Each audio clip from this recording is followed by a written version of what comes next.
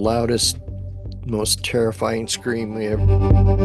It was almost 200 feet away from us. I'm 100% certain these exist. I've seen them myself. My name's Scott Villette, and I'm part of an organization. Well, I started an organization called Squatch America. We're a national Bigfoot research group. And what really got me into the Bigfoot subject is I'm a Native American cultural anthropologist. And every tribe in the nation has a Bigfoot legend. And I've interviewed over 75 tribes about their Bigfoot stories. And that's what really got me interested in it was the first time I actually saw a pictograph in California when a tribal member showed me a story about Bigfoot on a rock. And I looked at him and asked, you know, this Bigfoot thing real? And he looked at me like I was stupid and said, yes, it is. So that kind of uh, got me interested in because of the history. And then I started delving into the subject more and looking into footprints and stuff like that, and was seeing morphology in the feet, that we learned about in anthropology school. And I found more pictographs, and that's what really got me into this whole Bigfoot subject. Well, it sounds like it was quite a journey. Was it a surprise to you to see these pictographs, or was this something that you just took for granted existed? Or It was kind of both. I heard the Bigfoot legends and stuff like that from the tribal members, the verbal history. And so I thought, well, if they have talked about it, historically through their tribal history, they should have documented it somewhere. And then when I started finding the pictographs, I'm like, okay, it's more than just a wives' tale, to put it that way. It's they've actually documented this, years in the past.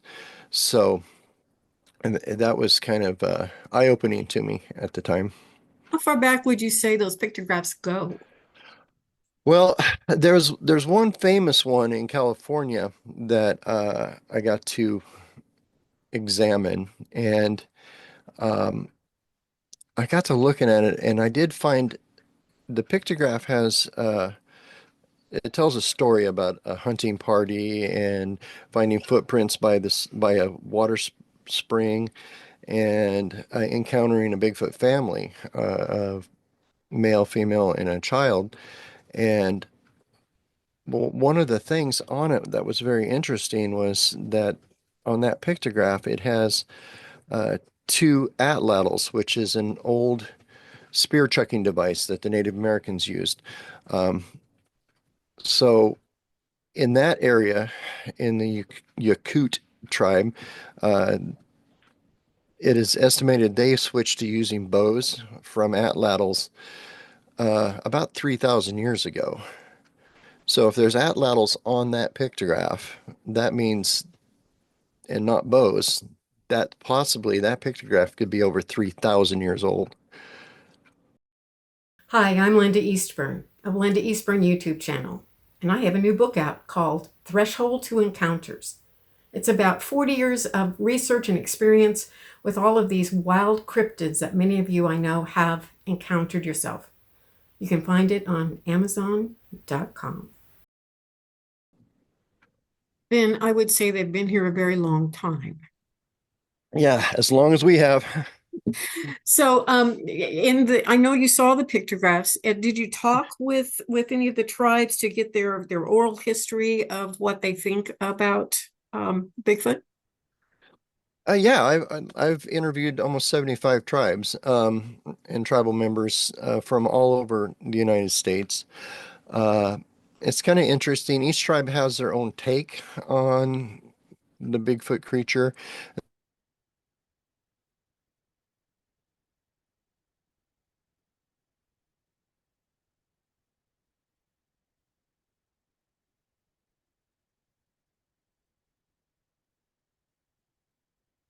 Are hairy man, and just normal, uh,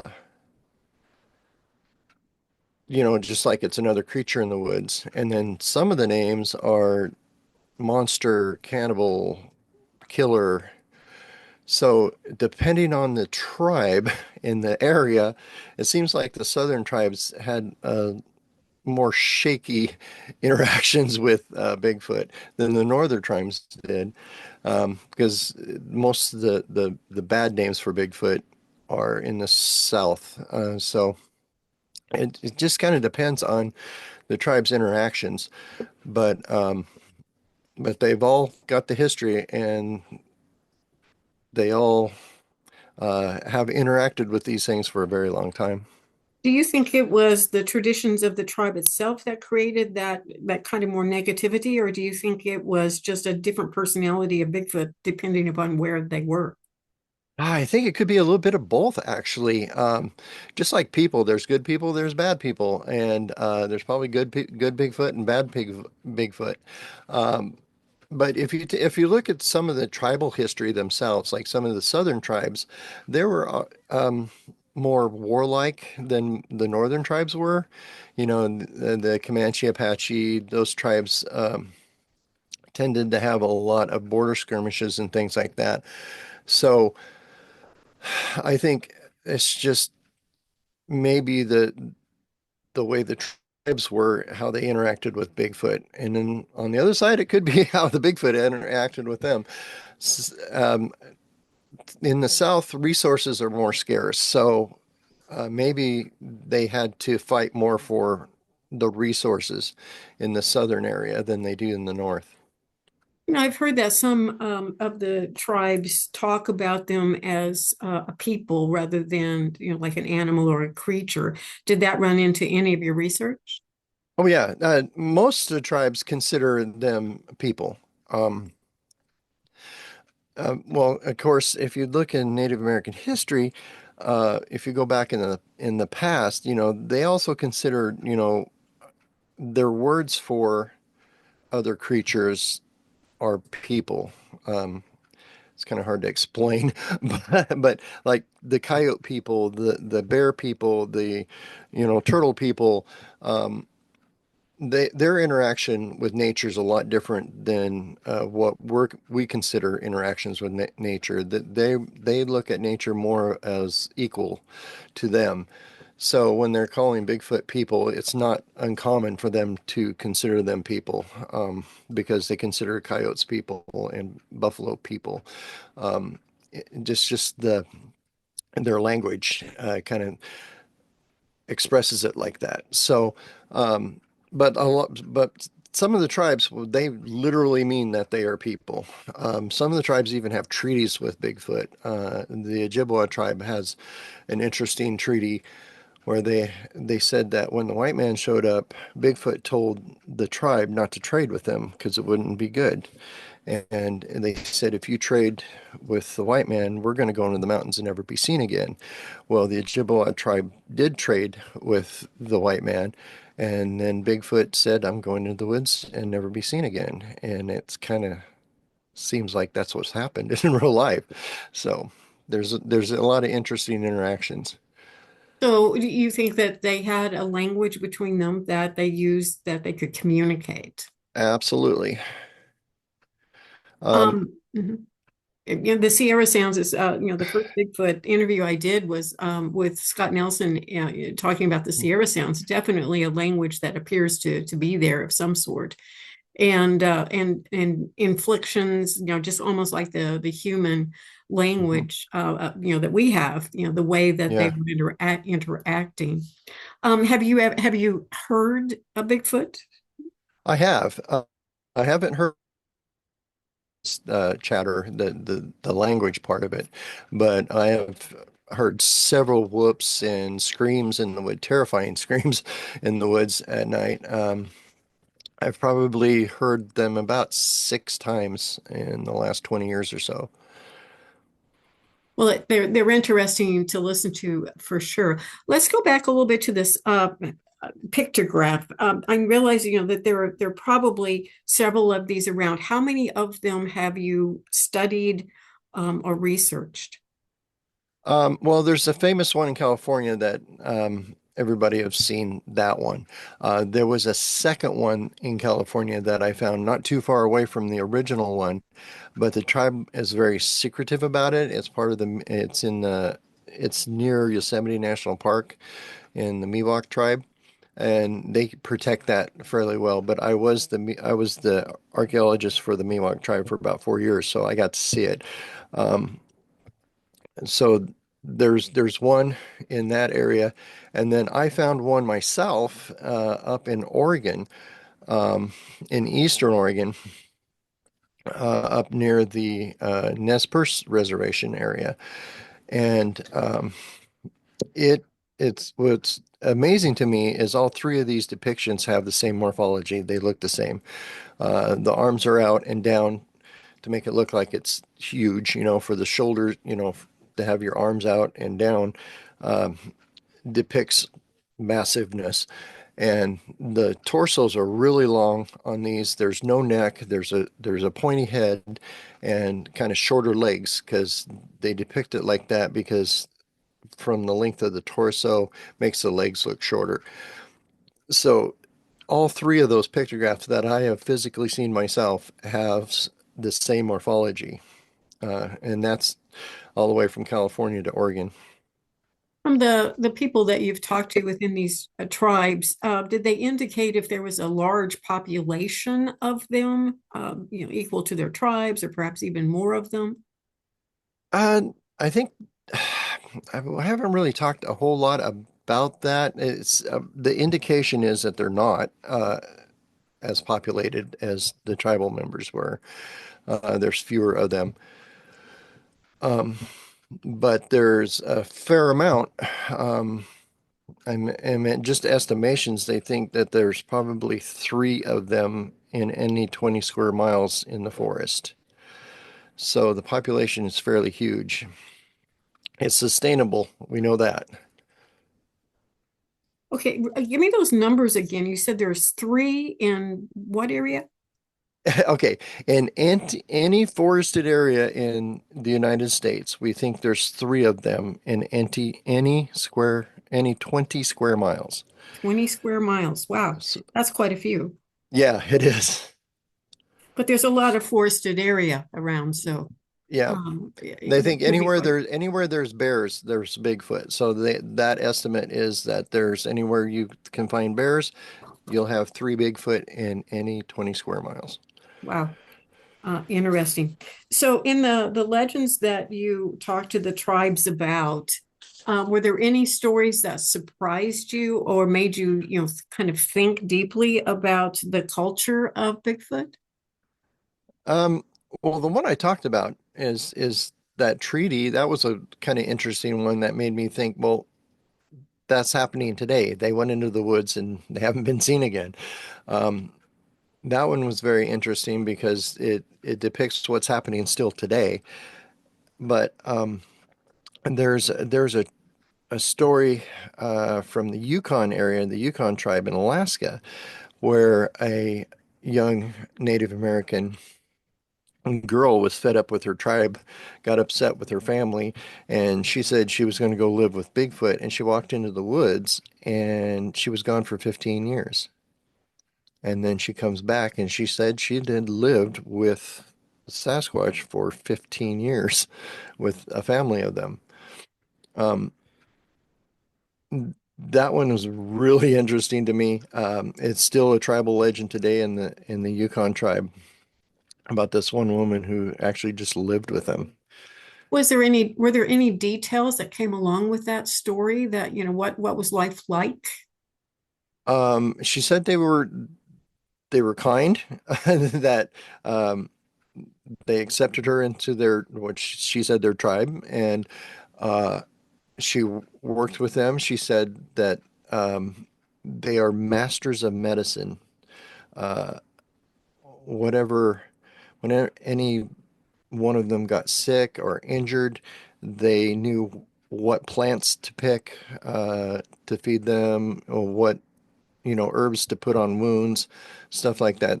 That was one of the most interesting thing that she talked about was the fact that they were masters of medicine. Well, it seems like today they're kind of masters also of being hidden because they do a Yeah, really good job with that. yeah, And they are. especially, they'll be in eyesight, and then they're just like not in eyesight. So either they're staying very still or hunkered down, or can disguise themselves as a stump Hmm. or a tree or something else that we can't seem to pick out in within nature. So do you do boots on the ground kind of research today? Oh, we do, absolutely. In fact, we've been kind of hard at it for 5 years now. When the pandemic hit, my wife and I were both school teachers, and we decided, we're not going. She was a choir teacher. You can't really do that online, so um, we actually quit our jobs and bought an RV and decided to go out and do this full time. Uh, so kind of did a little early retirement deal. And so we bought an RV. We live full time on the road. We set up our website where we get reports on. We get a lot of reports. And then we've got logos and stuff all over our vehicles. So every time I go to the gas station, I get reports. So basically, we've been traveling around the United States. We've been in 38 states. And what we do is we'll pull into an area, we'll stay for about 3 weeks, and we'll get people, will tell us stories, and then we'll go out and investigate the area and go camp in that area for a week or two at a time. Well, that sounds So like devotion. So what have you discovered in all of those 38 states? a lot of Bigfoot reports. In fact, I think they're more prevalent than most people think. Um, us alone between face-to-face reports we get, when like we'll go to a grocery store and park our truck and it says, Squatch America Bigfoot Research Team on the side of it. And we'll go in, we'll buy groceries, we'll come back out. There'll be a couple people standing beside our vehicle waiting to tell us Bigfoot stories. So we get a lot of reports. I mean, at least about 100 credible ones. We get probably more than that, but some of them are way out there. But um, we get about 100 credible reports a month. And if you take that with just us, the ones we're getting, not counting the ones the BFRO gets and all these other small groups all over the nation get all the time, people think Bigfoot's really elusive. They're not as elusive as most people think because people do see these things all the time. Um, it just like nobody believes them though. Um, so we get tons of reports. So that's one of the things that um, we enjoy doing is following up on all these. So, going out and hearing all of these reports, are most of them visual? Are they just evidence based, as far as like a footprint, sounds, tree breaks, that sort of thing? Yeah, so probably 90% of them are footprints. So there's a lot more footprints found than people realize. Most of the people find these footprints. I've got thousands of photos of footprints that people have sent to me. And then probably the next one is the sound. All the screams and the samurai chatter and stuff people hear in the woods that they just can't explain. That's probably the next highest amount of reports. And then there's the rare sighting. Those are probably the smallest amount of reports is actually seeing them, but we do get those. I've actually seen them myself. Well, tell me about your visuals on those. I'd like to know what you experienced when you saw these. Okay, so what happened when I had my sighting was it was a little bit of luck and a little bit of science because we had this is when about 5 years ago when we had first set up our website, and we had got 5 reports from 5 people that didn't know each other in the same area in the same week. So um, that's the area I decided to hit. So I was driving up there and spending every evening up in the mountains. This was near to my hometown where we were living at the time before we went on the road. And I had went up there every day for like a week, and then I was going up there the next day, and it was kind of funny. My wife's friend, her dad was having a birthday, and he'd always wanted to go Bigfoot search, go on a Bigfoot research trip. And it was his birthday. I had never met the guy before in my life, but I said, "Yeah, come on, I'll take him with me." And we went up there that evening, and we were hiking this trail, and that's when I smelt the smell. I've heard reports about the smell, you know, and I'd never experienced it myself. And it was one thing that I could not mistake. I've smelled coyotes, I've smelled skunks, most things in the woods. This was 10 times worse than any of that. Um, so we stopped on the trail, scanning around the woods, trying to figure out where this smell was coming from. And I probably did the dumbest thing I ever, so I just kind of, you know, I I'm not into tree knocking and whooping and all that stuff like that so much is but so I decided just to growl in the woods. I just went in the woods, and then I heard it mimicked me. Um, so that's when we heard where it was coming from.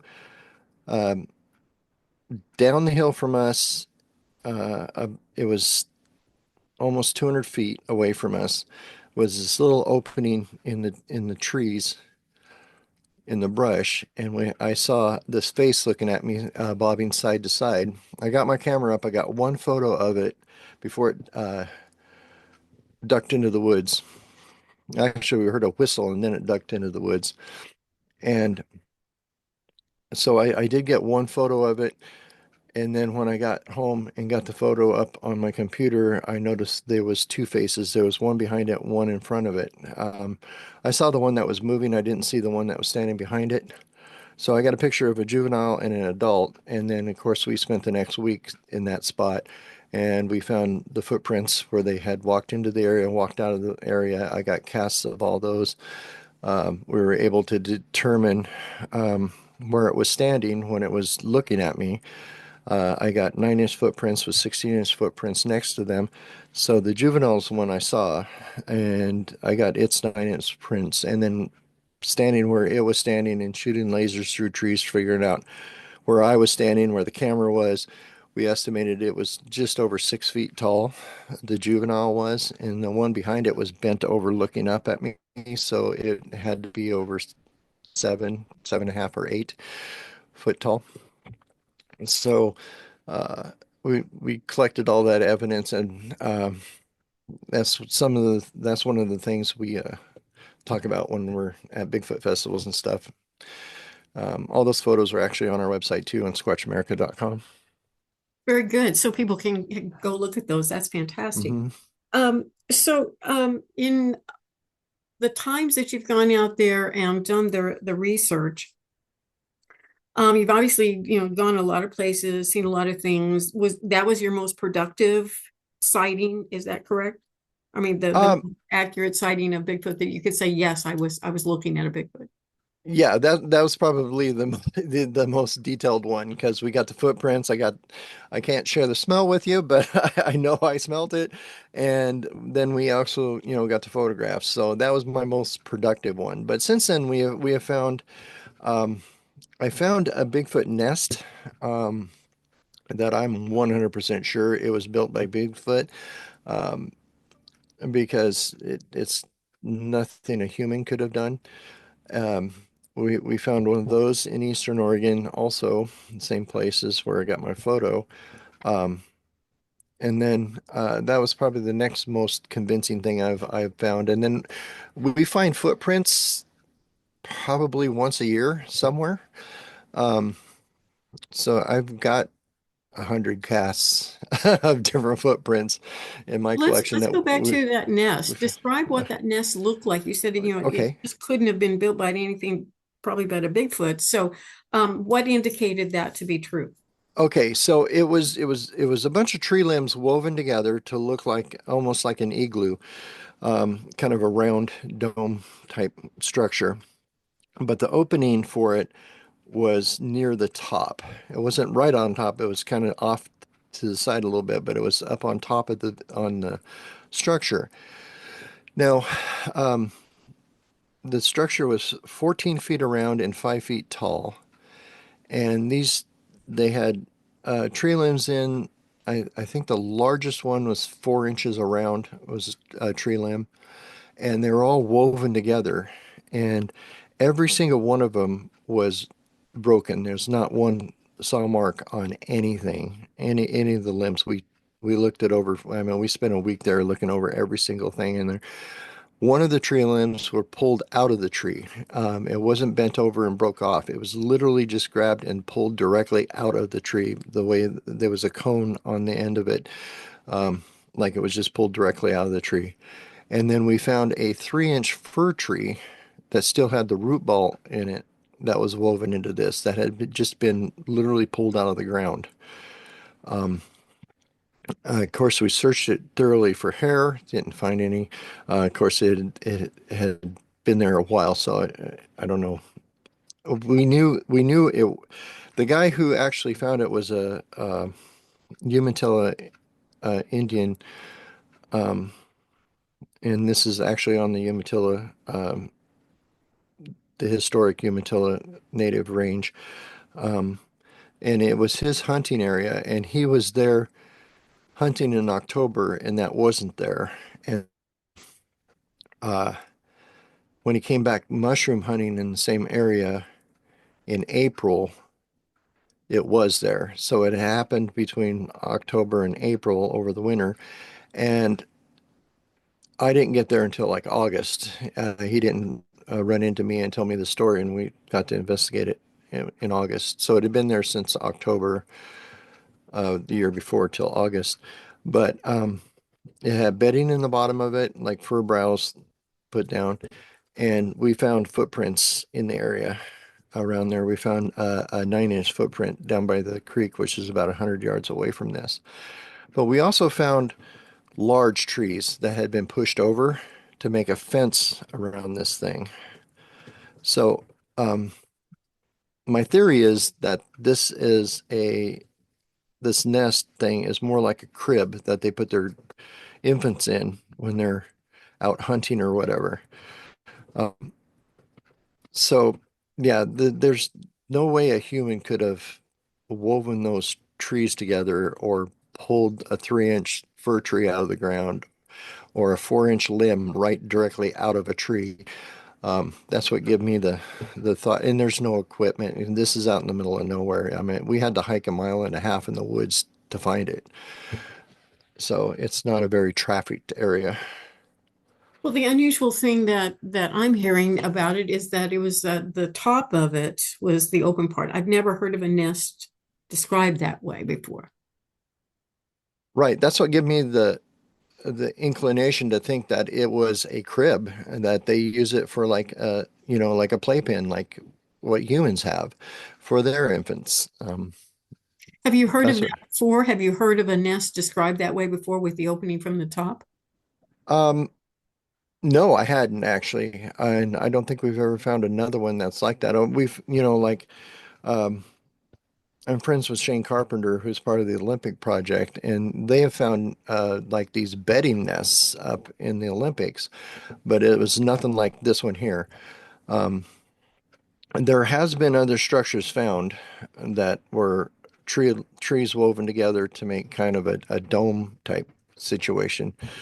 But I think this is the first one that was found that I'm pretty certain it's a crib.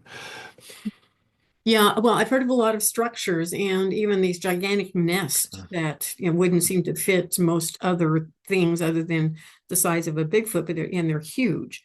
Right. But that's a really interesting design. Hmm. Let's go on to why have we not found bones? Oh, that's fairly easy explanation. Do you know we haven't found bones of bears that died naturally in the woods either? The reason being is if even taking like our estimate, okay, so there's three of these things in 20 square miles in the forest. Now, being like the apex predators they are, um, there's nothing that hunts them. So if you look at it that way, they live a long natural life. So say their life 60, 70, just estimating 80 years. There's only going to be one of these that die every 80 years in 20 square miles. And in that 20 square miles, you have 9 days to find those bones before they're gone, um, due to predation, bugs, and porcupines eat bones. Mice, the number one, uh, pound for pound, there's more mice in the woods by body mass weight than any other animal in the world, and they eat bones. Um, so, and then plus you've got forest loam, an inch a year that pack up on top of that, and the acid in those dissolve those bones. It takes a very special set of circumstances to make a fossil. Um, so if within those 9 days you can't find something that you're going to find one that's dead in any 20 square miles within 9 days, once every 80 years. Um, the odds are impossible to actually find these dead creatures. Now we find dead deer and dead elk all the time, but that's because there are millions of them. Like in the Wallowa-Whitman National Forest, where I was originally from, where I grew up. I was friends with the biologist and the anthropologist for the national forest there, for the ranger district. And I asked them how many animals were in the woods. Well, they said we've got 10,000 deer. And this is 27,000 square acres in the Wallowa-Whitman National Forest.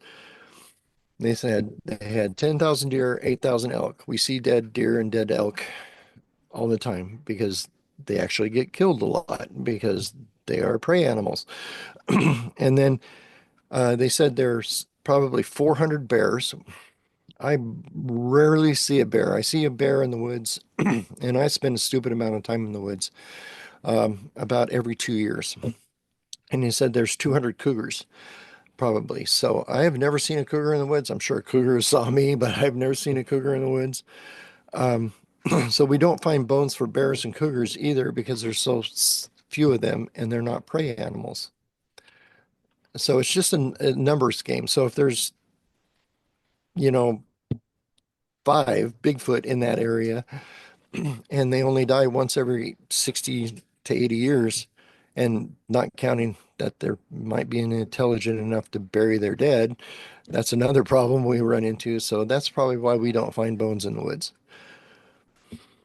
What do you think about the DNA studies that have been done and are underway? Um, I think we have a problem with DNA is one, we don't have the right, I'm not an expert at this, but by any means, but you have to have the base. It's something about you have to have like the base code to go by to match something. And then a lot of the naysayers say that, well, it's contaminated because it's coming up as, human. And my personal theory is that's not contamination. My personal thought is I think they are human. Um, they're just an earlier version of us that hasn't went extinct yet. Um, and I'm basing that because as an anthropologist, we study human history. Um, at any given time in human history, there's been, three to four, up to six types of humans living together at the same time. overlapping. It wasn't like that picture you see as a kid in the books, the monkey that turns into the person. That's not how it worked. There's always been humans.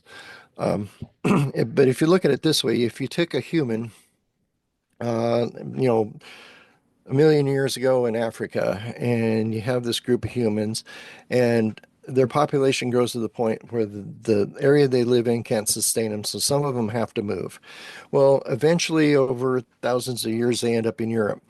Um, and then while in Europe, it doesn't take very long, maybe 100 or 500 to 1,000 years, their bodies completely change to adapt to the area they live in. Different weather, different substrate, whatever. So they look different than the ones in Africa 1,000 years ago, but they're the same lineage if you look at it that way. Um, so at any given time in human history, these types of humans have always lived together, overlapped. The ones in Africa are still alive. The ones in Europe are still alive. They're the same people. They just look different than they did 1,000 years ago. So we know that Neanderthal man, Floresiensis, um, Australopithecus, or uh, oh my gosh, names Homo nidali, Homo erectus, Homo sapiens, all those all lived together at the same time. Homo neanderthal and Homo sapiens lived in the same area in France at the same time, and we know that through DNA now that Homo neanderthal did not go extinct. They're still alive. Um, they are in us. 5% of my DNA is Neanderthal because my family's from the same region of France. I'm Acadian French, which is Cajun. So if you wonder why Cajuns are a little off, we're 5% Neanderthal. So, but we so at any given time, human history, that they've always overlapped these types of humans. So why is today any different? I thoroughly believe that they're an older version of us that just hasn't went extinct. And they have lived the way they are for thousands of years. They're happy with the way they're living. They don't need to adapt. They don't need to change. They're doing just fine. So that's what I think when you get these DNA stuff back as human, I think they're more human than most people think they are. There's some native tribes that talk about them living between worlds. Now, that gets more into kind of like the woo portion of this stuff, but what are your thoughts on that? Um, I think there's a lot of spiritual stuff in the Native American culture and in our culture too, um, that can be explained by physical things. Um, Personally, I don't lean towards the woo at all. I'm more of it's a natural thing. Uh, but if we look at some of the stuff that just the Bigfoot morphology, we've got the Patterson-Gimlin film, which I think is very authentic. If you look at the way it walks, it doesn't walk like a human. If you look at the footprints, you can see that their foot bends in the middle when they walk, like most primates do. I mean, we're an exception.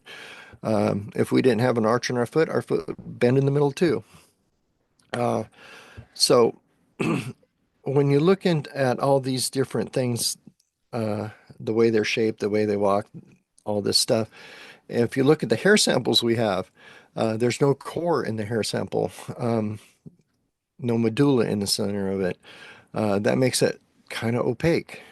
There's another animal on the planet that has that same thing, the polar bear. Their hair is opaque because, in case you didn't know, polar bears, their skin is actually black. Their hair is whatever color they're standing on. If they're in a zoo on pavement, they're gray. If they're in uh, Alaska on the snow, they're white. Um, so if this Bigfoot hair, which does have pigment to it, has a color, but it's clear, it doesn't have a core in it, it's going to reflect whatever they're standing behind. So it's kind of a natural camouflage. Other animals have that. Um, the way they walk, they glide. They don't uh, vault over their their hips like we do. We lock our knees and vault over our hips when we walk. That makes us bounce up and down. They don't do that. They don't walk like that. Their foot bends in the middle, so they glide. Their shoulders don't bounce up and down when they walk. So if something can change colors and walk like they're gliding and move extremely fast because you got a 4 foot step length, so it doesn't take many steps to go very far. Um, in our perspective, there might be this cloaking, gliding, floating creature in the woods, but it all can be explained by their morphology. Well, yes, and I understand that. Um, what do you make of the stories about Bigfoot? Because they have very big footprints going to a certain location and then it just sort of ends. Do you have any explanations for that? Well, I don't think they're going through a portal because there's the problem with the amount of energy it takes to make a portal. But um, they could just be stepping on rocks or whatever, and if you went, you know, 50 yards further, you'd pick the track back up again. Or it's very easy for them to climb trees. They are a primate, you know. Uh, in fact, there's a lot of thoughts that the juveniles pretty much travel via trees, like chimps do. So uh, there's probably an explanation. I have never experienced that myself. I've found singular footprints, but it makes sense to me because it's in areas where the ground's gonna you know fluff back up if it's on like a tundra or grass or something like that. There's places where we don't make footprints either. Our footprints will disappear and then show back up. Um, so my thought is there's probably more footprints. You just haven't found them. What about the Patterson-Gimlin film? What is your take on that? I know you already said that you believed it was genuine and real. There's a lot of different opinions about that. What do you think of it? I think it's very accurate myself. I've actually got to sit down and talk with Bob Gimlin about it. And there's something I noticed when we were talking with him. He still gets goosebumps on his arms when he tells the story, and that was like 50 some odd years ago.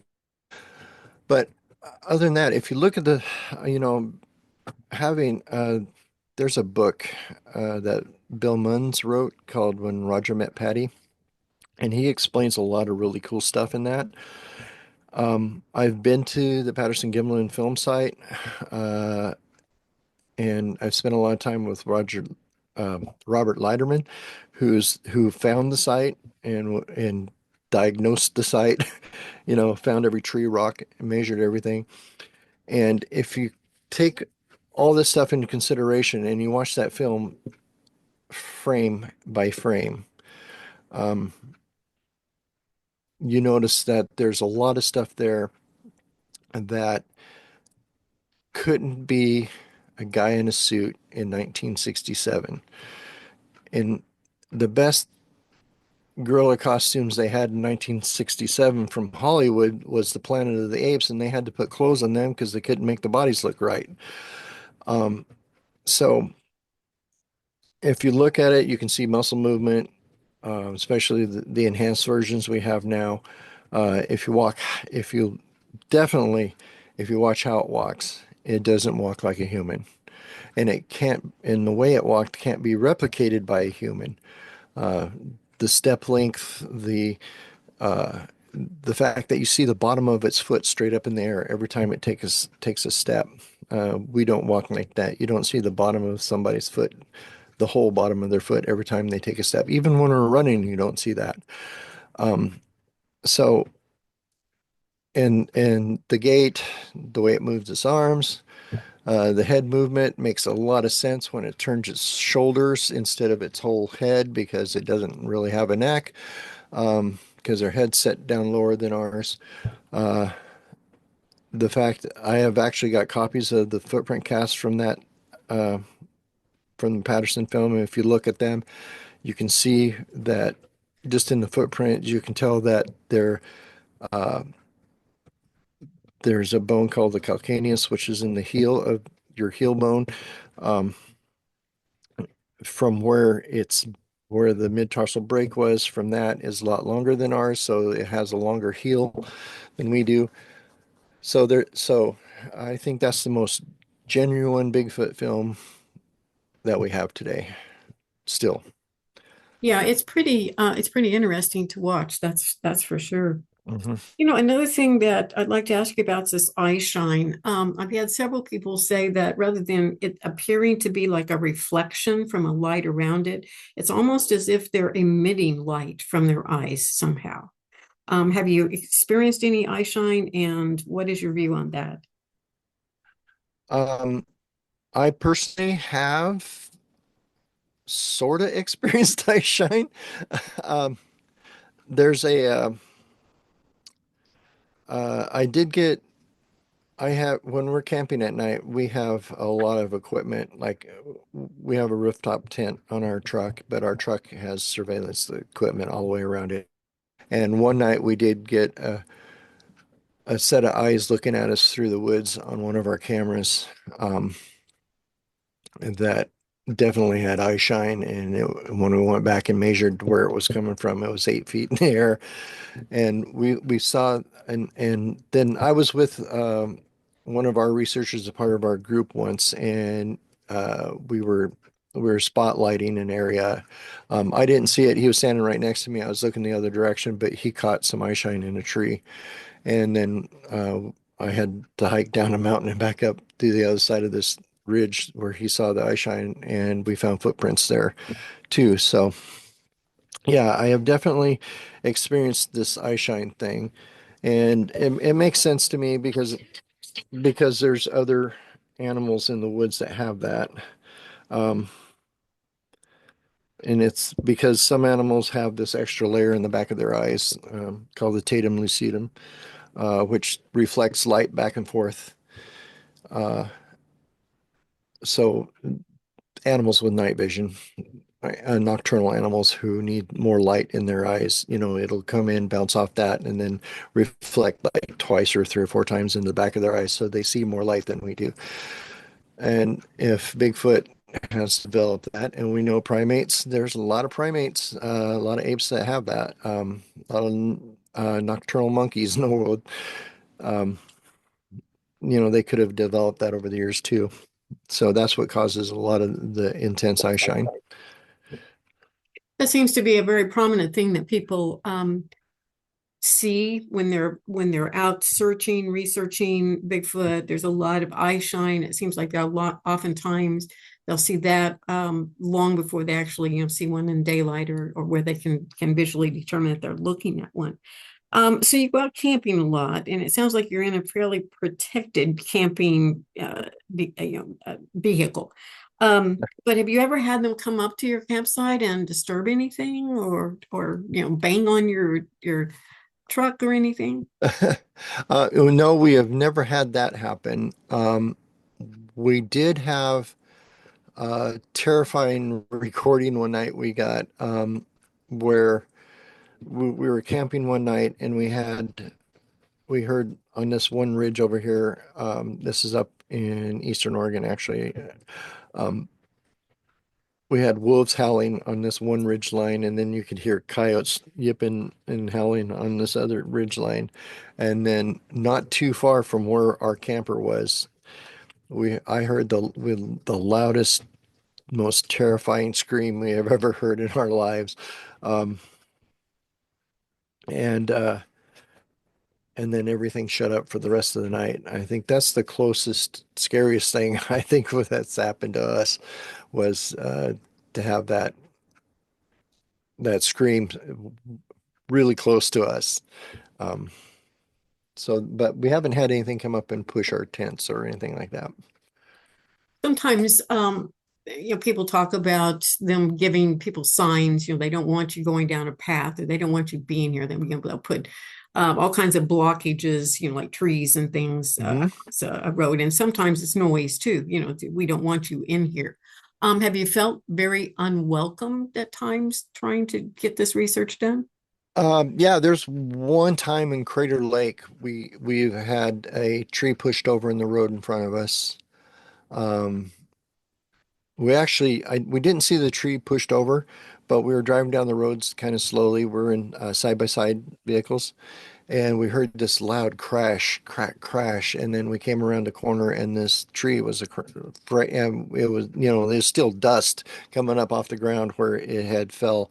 It had been pushed over right in front of us, and then we got out and we were investigating this tree and looking for footprints around, what and trying to determine if it just naturally fell over or it had been pushed or whatever. And then we had a rock just hit right next to the road.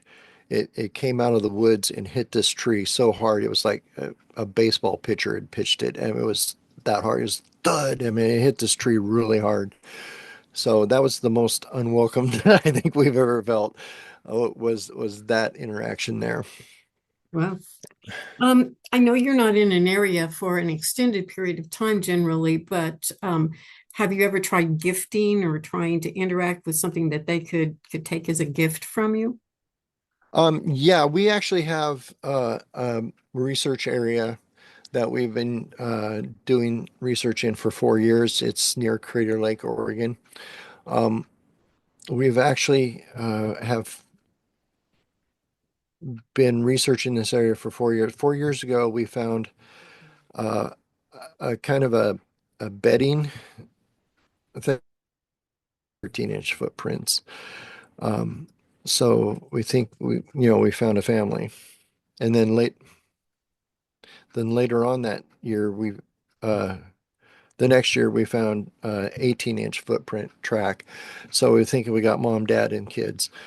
And so finding these tracks, we've been in that area for 4 years now. We started leaving stacking rocks on logs out in the middle of nowhere and seeing if they'll interact with them. And we've had some success where they've uh, one of the things they had knocked this rock stack over, but picked up one of the rocks and stabbed it into a stump like an axe, just kind of stabbed it in the stump. And I don't know any human that could have did it. We tried it. We took a rock and I tried to stab it in there as hard as I could, and I couldn't do it. So something with an immense amount of force had picked that rock up and stabbed it into the stump. So we went back there once a week, and then it got pushed further into the stump, and then the stump got ripped apart, the rock got taken out and put back where it was. Um, we've had that interaction going for 4 years. So this last year, um, we started putting out kind of little tests. Those little Fisher Price toys when you're a kid, they've got the little stand with the stick sticking up, and then you've got different sized rings that you put on it and stack it up. Mhm. Uh, so it makes kind of a little tower. We set one of those out there and together, and then we took one apart and set it next to it. So this is the illustration of what it is. This is what you need to do with it. That is actually a psychological test. It see if you can do pre-planning um, and your motor skills and stuff like that. And psychologists use this on young people to test their cognitive abilities. So we set that out there this year. Um, and then we went back to check it, and they had not put it back together, but they had taken some of the rings and hidden them around the stump that it was sitting on, like dug a hole under the stump and stuck it in there and yeah, stuff like that. So we would go back and we'd put it back the way we had it, and then it would get rearranged. But the crazy part was the year before we had put rocks on the logs, we still had those out and we would stack them back up. Well, this year we went back into that area and we found rocks put on logs left for us. 500-pound rocks that had been packed over there and set on top of the logs next to the ones that we had put rocks on. So, this has been an ongoing study. So we're kind of testing them for their cognitive abilities, and every year we have found footprints in the area. And our little guy, who's we found originally with the 2-inch footprints, is now 8. Wow. So, what about habitual clans that people talk about? They've been on their property for years and they have at least some form of interaction with them, not really Mhm. maybe speaking with them, but there's a cordial kind of relationship that they have with a clan on their property. Have you investigated anything like that? I have, and that's completely plausible to me. Absolutely. There's a gal uh, over in Eastern Oregon that um, she's 80 years old. She lives in this cabin in the woods by herself, and there's a clan of them that live around her house. And the neat thing about that is she's an artist, so she'll draw pictures of them and send me the pictures. It's pretty cool. Um, and she's watched uh, these 2 young ones grow up in on her property. Um, so, and she sent me pictures that she's drew of these every year, and we've been there. We've found the footprints in the area, um, tree snaps, stuff like that. That we're pretty confident she's not lying to me. And she said she likes watching the little girls braid their hair, which is really interesting to me. Because we hear stories of, braided hair everywhere. It's kind of a thing with them, I guess. So that's something they know how to do. Uh, so it's kind of interesting that, yeah, I do believe that there's these people out here who do have families that they have come to know, and the Bigfoot feels safe with them, because that's a tribal tradition that goes back years. So what else do we need to cover? What is rich within your knowledge base that you can share with us from your research or just from your knowledge? Oh, I don't know. I think I covered pretty much everything. Um, yeah. Other than I'm 100% certain these exist. I've seen them myself. Um, I I think there's a struggle with us to get these things brought to light. Um, if you want to hear my conspiracy theory, I think the government knows they exist. I think they just cover them up because if they are human, that would cause a big problem with our society to have another type of human on the planet, you know. Um, so I think it's an uphill struggle for what we're trying to do. Um, I've actually given up trying to prove these exist. I know they exist. So at this point now, like I said, we're doing these cognitive tests. We're trying to figure out their lifestyle. Being a cultural anthropologist, I want to know their culture. So that's what we've been doing for the past 4 years in our research area, trying to figure out how these things live. Um, with interviewing different tribal members, we're coming to the conclusion that they are masters in natural medicines.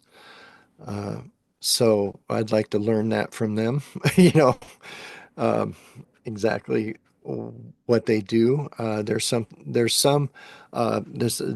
tribe in Omaha that what they'll do is the medicine woman with the Omaha tribe will pick a lot of what's what is blooming at the current thing. She'll take it out in the woods and lay everything out on a rock. And then she'll go back a week later,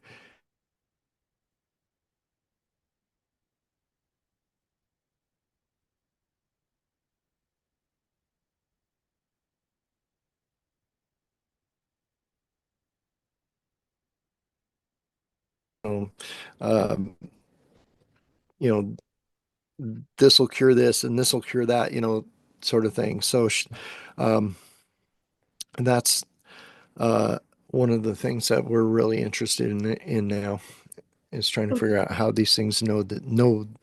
Well, it's probably just experience, but I'd like to learn from their experience.